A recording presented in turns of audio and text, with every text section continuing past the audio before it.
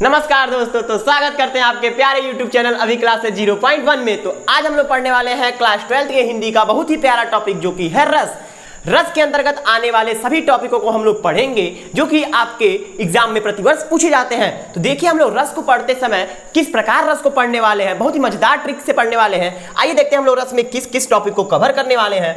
हम लोग पढ़ेंगे रस के अंग, रस को पढ़ने के बाद पढ़ेंगे रस के अंग, उसके बाद पढ़ेंगे हास्य रस, श्रृंगार रस, फिर पढ़ेंगे श्रृंगार रस के भेद। श्रृंगार रस के भेद को भी बहुत ही आसान ट्रिक के जरिए समझेंगे। इसमें श्रृंगार रस के भेद पढ़ने के बाद हम लोग पढ़ेंगे संयोग श्रृंगार रस और वियोग श्रृंगार रस। उसके बाद हम लोग पढ़ेंगे करुण रस पढ़ेंगे, उसके बाद पढ़ेंगे वीर रस। तो इस प्रकार हम लोग रस को खत्म करेंगे और बहुत ही मजेदार ट्रिक के जरिए खत्म करेंगे, जिससे कि आपको क्लास खत्म होते होते आपको पूरा चीज याद हो जाएगा। तो आइए शुरू करते हैं रस।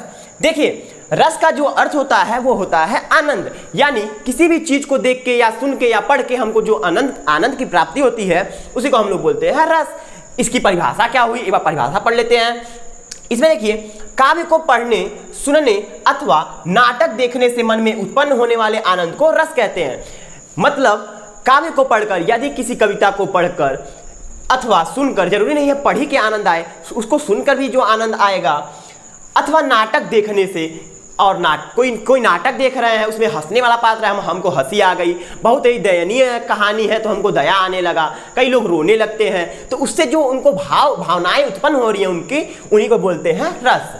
नाटक देखने से मन में उत्पन्न होने वाले आनंद को, जरूरी नहीं है आनंद ही उत्पन्न हो, कभी कभी शोक भी आने लगता है, यानी भावनाओं को रस कहते हैं।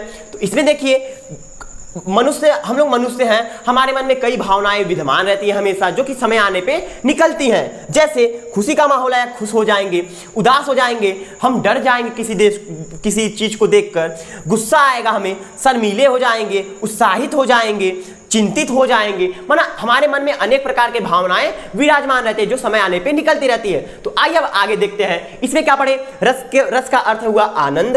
रस की परिभाषा है काव्य को पढ़ने अथवा सुनने से जो हमारे मन में भाव उत्पन्न होता है उसे हम लोग रस कहते हैं। आगे आते हैं हम लोग। इसमें देखिए रस के अंग, रस के मुख्य 4 अंग हैं, जो कि पहला स्थायी भाव, विभाव, अनुभाव एवं संचारी भाव। स्थायी भाव क्या होता है, इसमें देखिए स्थायी भाव ऐसे भाव होते हैं जो हमारे मन में हमेशा विद्यमान होते हैं, यानी ऐसे भाव जो हमारे मन में हमेशा विद्यमान हो, यानी हमारे मन में हमेशा रहें, समय आने पे निकले, उसी को हम लोग बोलते हैं स्थायी भाव, यानी हमारे मन में स्थित हैं।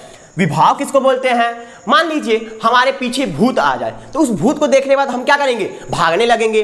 तो जिसको देखकर हम रस का अनुभव करते हैं, जिस चीज को देखकर हम रस का अनुभव करते हैं उसे क्या बोलते हैं, विभाव। मान लीजिए हमारे पीछे कुत्ता आ गया, उस कुत्ते के डर से हम भागने लगे तो कुत्ता क्या हो गया, विभाव हो गया।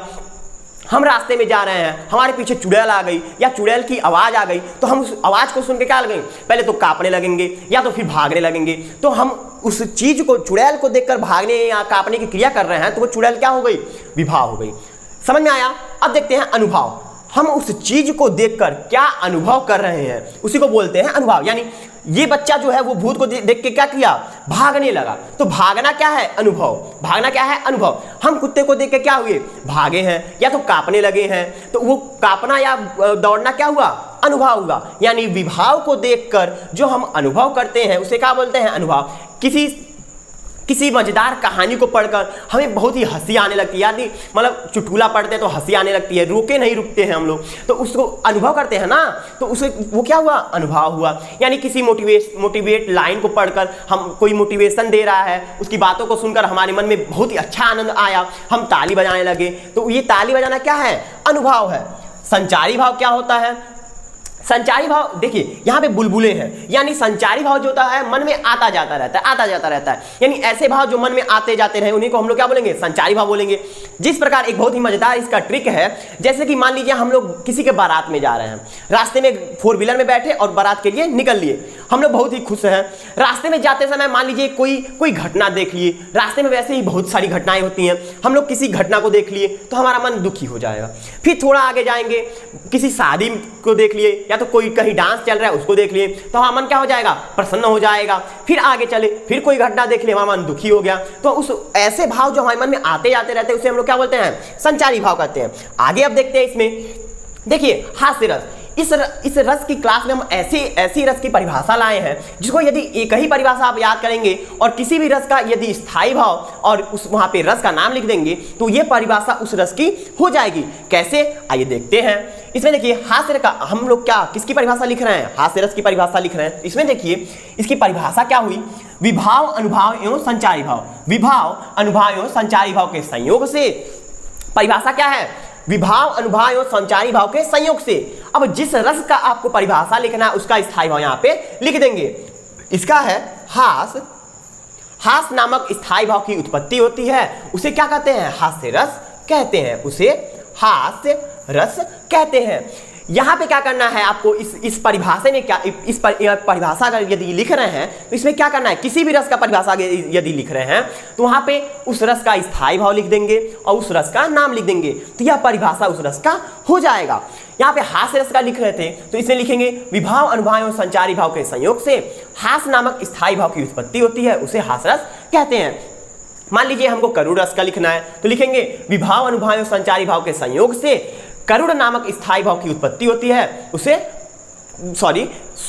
विभाव अनुभाव एवं संचारी भाव के संयोग से शोक नामक स्थायी भाव की उत्पत्ति होती है, तो उसे करुण रस कहते हैं। यानी जिस भी रस का हम लोग परिभाषा लिख रहे हैं वहां पे उसका स्थायी भाव रख देंगे और वहां पे उस रस का नाम लिख देंगे, तो यह परिभाषा उसका हो जाएगा। तो हमें एग्जाम में करना क्या रहता है, हमें एग्जाम में उस रस की परिभाषा और एक उदाहरण देना रहता है। तो हास्य रस का उदाहरण क्या हुआ, इसमें देखिए नाना वाहन नाना वेशा बिहसे शिव समाज निज देखा, कोई को मुखहीन विपुल मुख काहू बीनु पद कर कुहू बाहु बाहु, कोड कोड कोई बाहु बाहु। यानी इसमें हास्य रस का उदाहरण आप लोग बहुत ही सरल उदाहरण है, यदि आप लोग याद करते हैं तो याद हो जाता है। इसके बाद देखते हैं हम लोग, इसके बाद क्या कौन सा रस पढ़ने वाले हैं हम लोग। इसमें देखिए श्रृंगार रस, श्रृंगार रस में भी वही देखिए सेम वही परिभाषा है, लेकिन यहाँ पे इसका स्थायी भाव बदल गया है और उसका नाम बदल गया है। जैसे कि श्रृंगार रस दे दिया, एग्जाम में पूछ लिया, एग्जामिनर आपको श्रृंगार रस का परिभाषा पूछ लिया तो इसमें क्या लिखेंगे, विभाव अनुभाव एवं संचारी भाव के संयोग से रति, श्रृंगार रस का स्थायी भाव क्या है, रति, रति नामक स्थायी भाव की उत्पत्ति होती है, तो उसे श्रृंगार रस कहते हैं। देखिए परिभाषा सेम है, बस स्थायी भाव क्या है, स्थायी भाव बदल गया है। यहाँ पे जिस रस का हम लोग लिख रहे हैं उसका स्थायी भाव लिख देंगे और उस रस का नाम लिख देंगे, बस ये परिभाषा उसकी हो जाएगी। इसके बाद आगे देखते हैं हम लोग। देखिए श्रृंगार रस के दो भेद होते हैं, श्रृंगार रस के दो भेद। पहला, यदि नायक और नायिका मिल गए, यानी हीरो और हीरोइन मिल गई, बिछड़ गए तो वियोग। मान लीजिए हीरो और हीरोइन यदि बिछड़ गए तो वियोग, हीरो और हीरोइन को क्या बोलते हैं, नायक और नायिका। यानी हीरो और हीरोइन बिछड़ गए तो वियोग रस, और यदि हीरो और हीरोइन मिल गई तो संयोग रस। यानी ये श्रृंगार रस जो है वो नायक और नायिका के बीच के प्रेम को दर्शाता है। यदि हीरो और हीरोइन बिछड़ गए वियोग रस और हीरो और हीरोइन मिल गए तो संयोग रस। सॉरी यहाँ पे गलती हो गया है, ये फोटो के हिसाब से वियोग रस को इधर रहना चाहिए और संयोग रस को इधर रहना चाहिए। देखिए इसमें जो सलमान खान जी दिख रहे हैं वो संयोग रस में है, यानी इनकी ये नायक नायिका एक में मिली हुई हैं। इसमें नायक और नायिका क्या है, मिली हुई हैं, अभी बिछड़ी नहीं है। बिछड़ने से पहले यह संयोग रस का अनुभव कर रहे हैं और यह वियोग रस है, यानी बिछड़ चुके हैं, यह अपनी नायिका से बिछड़ चुके हैं। इसमें इनकी नायिका इनके पास है और इसमें यह नायिका से अपनी बिछड़ चुकी है, यानी हीरोइन इनके पास है और इसमें हीरोइन बिछड़ चुकी हैं। तो इसमें श्रृंगार रस के दो भेद, पहला संयोग रस, दूसरा वियोग रस। संयोग रस में नायक और नायिका एक साथ रहेंगे और वियोग रस में नायक और नायिका बिछड़ जाएंगे, वो लोग एक दूसरे को याद करते रहेंगे। आगे देखते हैं इसमें। तो आइए देखते हैं हम लोग श्रृंगार रस के भेद के उदाहरण। श्रृंगार रस यदि देता है तो इसमें से आप कोई भी उदाहरण लिख सकते हैं। उसमें श्रृंगार रस का स्थायी भाव रति होता है और विभाव अनुभाव संचारी भाव के संयोग से रति नामक स्थायी भाव की उत्पत्ति होती है, तो उसे हम लोग श्रृंगार रस कहते हैं। श्रृंगार रस के दो भेद, पहला संयोग श्रृंगार और दूसरा वियोग श्रृंगार। संयोग श्रृंगार रस में नायक और नायिका एक साथ रहते हैं, यानी वहां पे शोक का मतलब वहां पे बिछड़ने का वर्णन नहीं रहता है। लेकिन वियोग रस में बिछड़ने का वर्णन रहता है, नायक और नायिका एक दूसरे से दूर गई रहती हैं। इसमें देखिए आगे संयोग रस का उदाहरण क्या हुआ, देखिए फिर से बोल रहे हैं, श्रृंगार रस यदि दे तो आप इन दोनों में से कोई भी उदाहरण लिख सकते हैं। यहां पे देखिए संयोग रस का जो उदाहरण है वो क्या है, बतरस लालच लाल की मुरली धरी लुकाए, सोह करे भौहन हसे देन कहे नटी जाए। यानी श्री कृष्ण जी से बात करने के लिए राधिका रानी और जो गोपियां थी वो श्री कृष्ण जी की मुरलियों को छुपा दिया करती थी, और जब श्री कृष्ण जी उनसे अपनी मुरली के बारे में पूछते थे तो वो लोग हंसते हंसते मना कर देती थी कि मानिए उनके पास है लेकिन वो देना नहीं चाहती हैं। तो इस प्रकार श्री कृष्ण जी को सारी गोपियां और राधिका जी चिढ़ाती थी उनसे बात करने के लिए कि वो आए हमसे बांसुरी के बारे में पूछे और हम उससे वार्तालाप करें, उनको आनंद आता था। ये है संयोग रस। जब राधा जी अब श्री कृष्ण जी के साथ थी और वो लोग क्या कर रहे थे, बात करने के लिए आपस में मस्ती मजाक कर रहे थे। इसके बाद देखिए वियोग रस। अब देखिए संयोग रस, यदि आप संयोग रस का अनुभव कर रहे हैं तो कुछ समय बाद वियोग रस का अनुभव करने के लिए तैयार रहिए। संयोग रस का अनुभव कर रहे हैं तो कुछ समय बाद वियोग रस का अनुभव करने के लिए भी आप तैयार रहिए।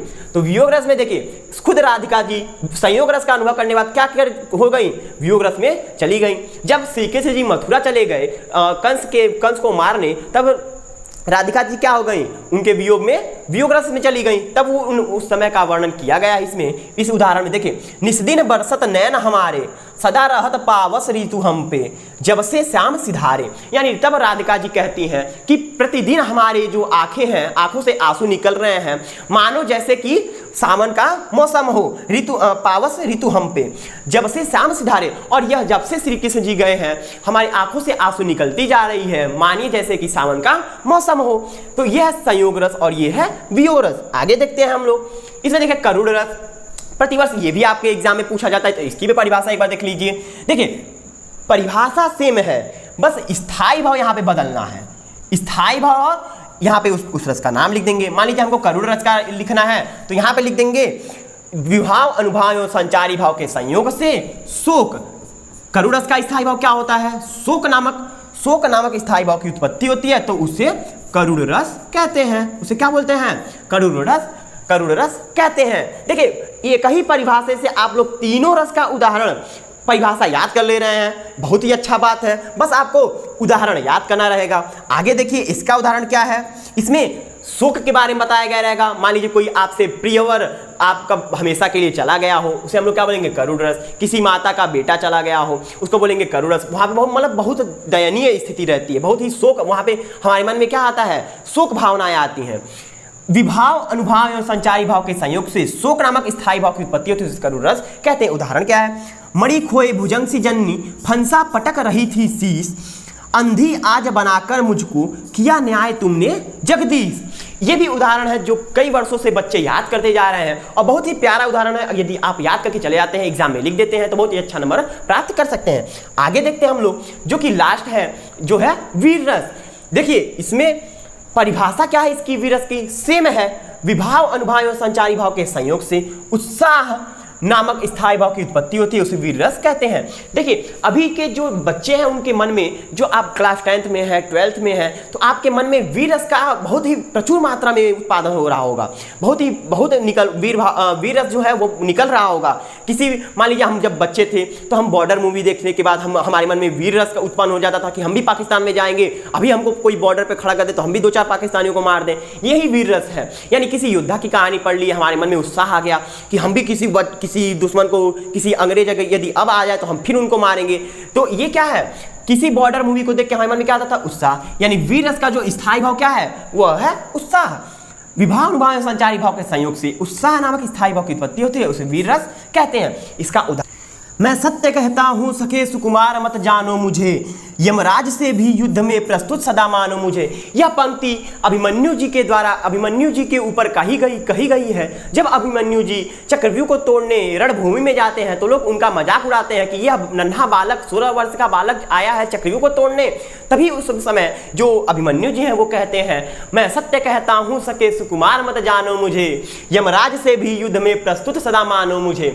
है और की तो बात क्या गर्व मैं करता नहीं, मामा तथा निज तात से भी युद्ध में डरता नहीं। यानी मुझे कम उम्र का समझ के आप मुझको हल्के में मत लीजिए, मैं यमराज से भी युद्ध करने में सक्षम हूं। तो यह है वीर रस की पंक्तियां जो कि आप लोगों को याद कर लेनी है। और यह उदाहरण है कि वीर रस का उदाहरण है जो कि आपको याद कर लेना है।